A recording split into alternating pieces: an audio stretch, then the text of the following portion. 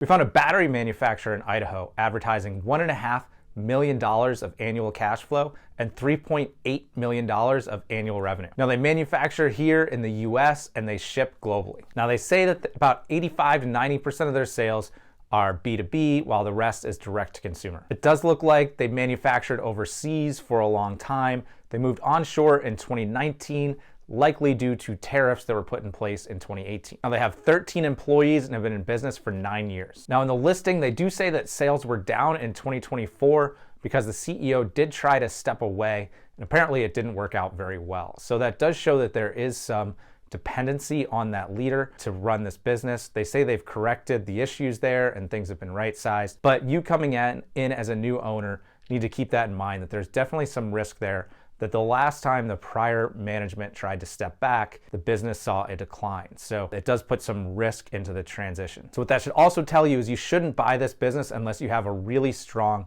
manufacturing background. Manufacturing batteries can be a pretty technical form, manufacturing also. So you're gonna need to have some experience with that. There's gonna be chemicals involved and precision, things that you're gonna need to know about. And there is another yellow flag on this one. They say they have government contracts. So in a world of Doge, that phrase of government contract can be toxic. I would think that most things for batteries is probably fairly safe, but you're probably gonna wanna structure the deal in a way to de-risk that. So put some type of forgivable note if you were to buy this in place based on that government contract. I'd say another red flag here, or yellow flag, it's gonna be the margins. They're flowing 40% of the cash flow to the bottom line, which for a manufacturing facility, that's just crazy good.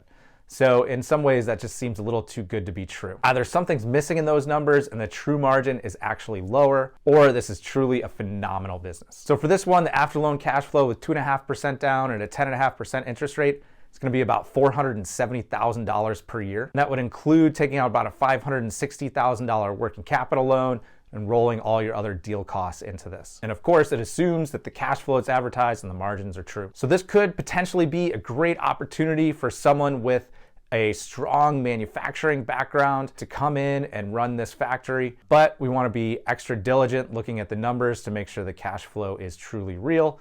And we want to make sure that we protect ourselves against a potential loss of that government contract. So if you've got a strong manufacturing background, want to work with us and we can help on the financing and marketing and on the other sides of the business, reach out and let's buy a business together.